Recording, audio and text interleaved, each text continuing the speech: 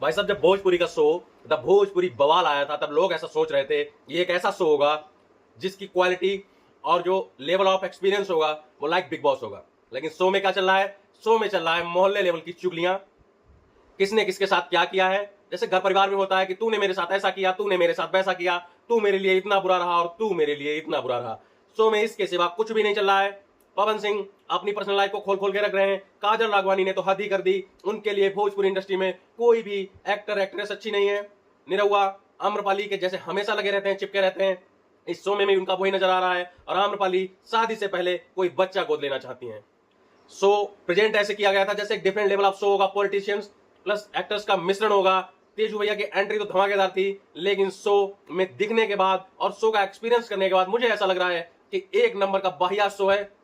इस शो से बढ़िया कोई ऐसा लेवल ऑफ कंटेंट बना लिया होता, एक एपिसोड बना दिया होता जिसमें सारे बैठ के एक दूसरे की चुगली कर लेते, एक दूसरे की बुराइयां कर लेते। क्योंकि इस शो में सिवा बुराई और चुगली और एक दूसरे के हेट के सिवा कुछ नहीं दिख रहा है मुझे।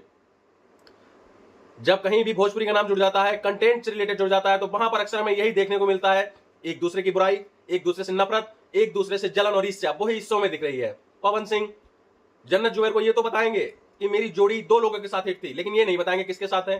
जब जन्नत जुबैर बार बार पूछ रही है तो पवन सिंह अपने अंदाज में कहते हुए नजर आ रहे हैं, काहे खोद रही हो? अरे भैया, जब खोदने का नहीं था तो बताने का भी नहीं था।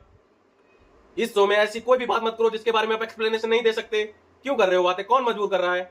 मुझे तो ये शो बिल्कुल स्क्रिप्टेड नहीं लग रहा है। अगर आप लोग अपने पर्सनल ग्रेज के लिए यहाँ पर गए, एक दूसरे से भिड़ने के लिए यहाँ पर गए हैं, कभी खाने के टेबल पर आप लोग कुत्तों जैसे लड़ते हैं, तो कभी किसी भी चलती हुई शो में बीच में झगड़े हो जाते हैं। फिल्म की शूटिंग को लेकर जो आज से 20 साल, 10 साल, 5 साल पहले हुई है, उसमें पवन सिंह काजल राघवानी कहती नजर आती है, मुझे किसके लिए मजबूर किया गया, जबकि सीन में किस नहीं था। और जब मैंने मना कर दिया तो पवन सिंह शो छोड़कर चले गए।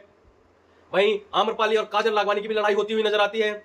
इन सब चीजों से देखकर लगता है कि स्टैंडर्ड ऑफ भोजपुरी सिनेमा बिल्कुल अपने लोएस्ट पे इस टाइम। क्योंकि जो मेन कलाकार है, मेन एक्टर्स हैं, मेन एक्ट्रेस हैं, जब वो इस तरीका एक दूसरे के लिए हेट रखती हैं, एक दूसरे के प्रति सम्मान नहीं रखती हैं, एक दूसरे को देखना पसंद नहीं करती हैं, इसीलिए शायद आपको आपकी पब्लिक भी देखना पसंद नहीं करती है। किसी भी इंडस्ट्री में, चाहे वो बॉलीवुड हो, चाहे वो साउथ इंडस्ट्री और टॉलीवुड हो, कोई भी इंडस्ट्री हो, वहां पर जब एक्टर से एक्टर मिलते हैं, चाहे उनमें लाख बुराइयां हो, या तो वो एक साथ स्क्रीन शेयर नहीं करते, और जब करते हैं तो जहां मिलते हैं तो प्यार और मोहब्बत से मिलते हैं, दुनिया को ऐसा दिखाते हैं that we are the one. But in Bhojpuri भाई साहब सब अलग अलग राह चलते हुए दिखाते हैं। सबका अपना अलग रास्ता होता है, सबकी अपनी अपनी पर्सनल प्रॉब्लम्स होती हैं, और सब एक दूसरे की टांग खींचते हुए नजर आते हैं। इससे पता चलता है कि भोजपुरी इंडस्ट्री क्यों लैग कर रही है काफी सालों से। काफी पुरानी इंडस्ट्री होने के बावजूद ये क्यों उस ऊंचाई पे नहीं पहुंच पाई जहां पर और इंडस्ट्रीज पहुंच गई।